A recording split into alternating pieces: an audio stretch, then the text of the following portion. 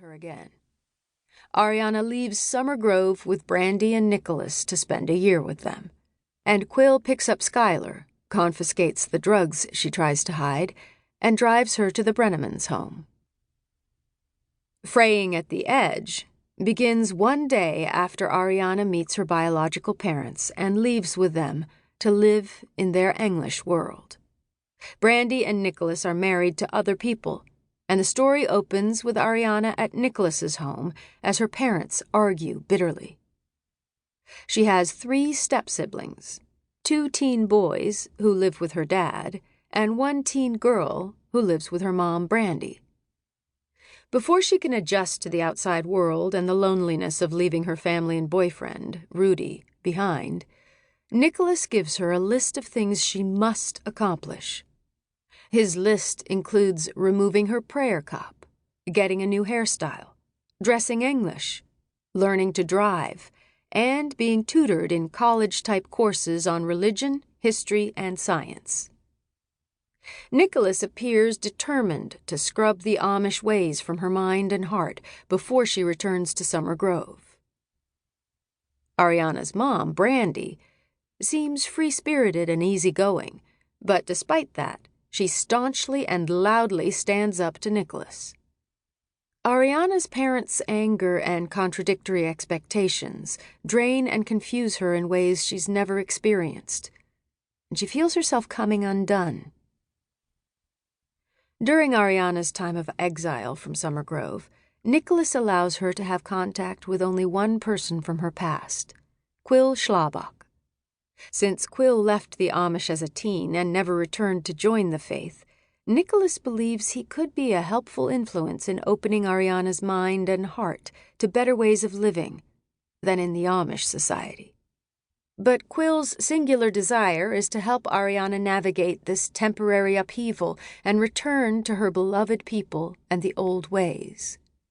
Unfortunately, even though Ariana needs a friend in this strange setting, she refuses to reach out to Quill because twice he's hidden the truth from her and ripped her life apart. Nicholas's expectations of Ariana and the pressure to adjust increase. And then Ariana learns that she is the result of an adulterous affair, and that her parents were never married to each other. Desperate to talk to someone who understands her and the old ways, she finally calls Quill.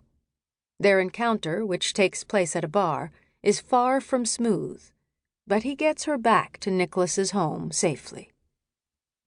Quill talks to Nicholas privately and makes him see that in his efforts to strip Ariana's mind of the old ways and religion, he is ripping her apart. Nicholas's viewpoint begins to change.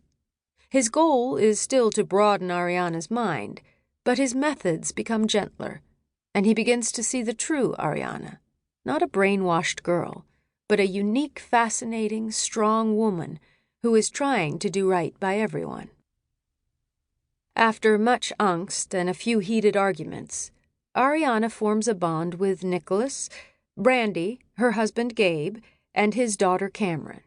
Ariana develops a real thirst for knowledge because of Nicholas's influence, and her time with Quill becomes healing, helpful, and sometimes fun. He helps her get her feet under her, view God as bigger than she'd ever imagined possible, and learn when and how to stand up for herself. With Ariana gone, her mom and dad are struggling with guilt and fear for both girls, Ariana and Skylar, and all the changes to the family dynamics are taking a toll.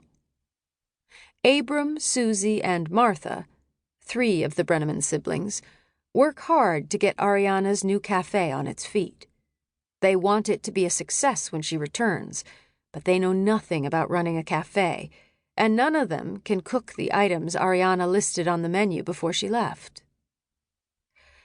Skylar is used to a comfy English lifestyle, and her Amish dad, Isaac, quickly confronts her idle ways with the Amish work ethic and the need for accountability and contributing to the family.